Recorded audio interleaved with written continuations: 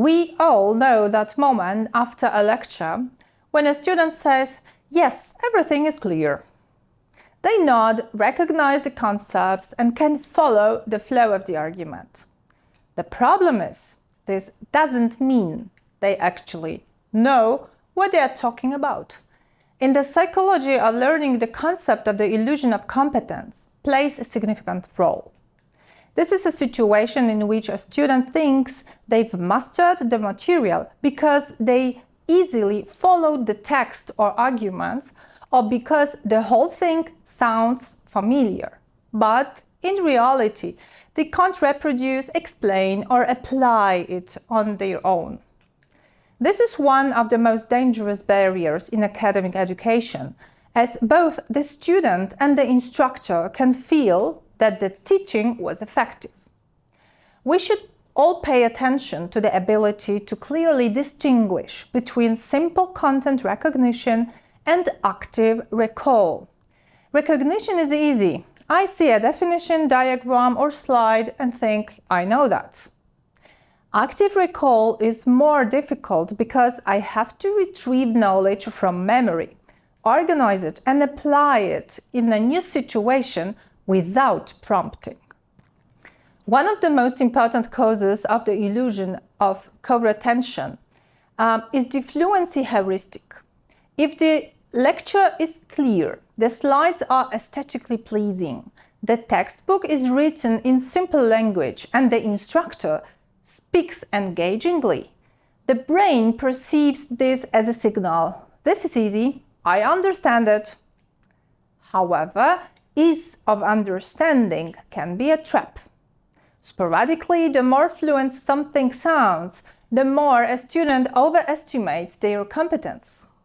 This phenomenon can be observed well in popular learning strategies. Many students spend hours rereading their notes, reviewing slides, or highlight the text. The problem is that rereading primarily builds a sense of familiarity. But when the student is tasked with explaining a concept on an exam, writing an argument, or solving a problem, it turns out that knowledge is not readily available without prompts. The so-called Google effect has a similar effect on us. Easy access to information can cause us to confuse knowledge with access to knowledge. Students quickly find an answer online or query an AI tool, but they don't always check if they can independently recreate the logic of the solution. Interestingly, a good lecture can also reinforce the illusion of competence. A charismatic instructor can organize a topic so that everything seems obvious. Students leave the classroom feeling like, I understand this perfectly.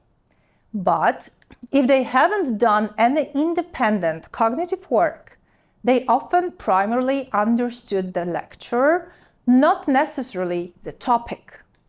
How can we counteract this phenomenon in our teaching? First, it's worth regularly implementing active recall or retrieval practice. Instead of asking students if everything is clear, ask them to close their notes and write down from memory 3 key concepts, 1 example, and 1 question they still have. Such a short brain dump will quickly reveal that what they really remember. Second, it's worth using ungraded quizzes and tests. They help reinforce the content and help us as teachers quickly assess what's worth revisiting in class. Third, it's worth introducing desirable challenges. A short problem-solving exercise before explaining the theory, a case study, a self-solve attempt, or a comparison of 2 similar concepts can reveal gaps in understanding. Fourth, it's worth teaching students metacognition. For example, we can ask them to assess their understanding of the topic before a test and compare this assessment with their score afterward. This will help them think more about their learning strategies and methods. In summary, the illusion of competence reminds us that teaching cannot be based solely on clear explanations. It also requires designing situations in which students can safely verify whether they have deeply absorbed the knowledge and acquired the desired skills.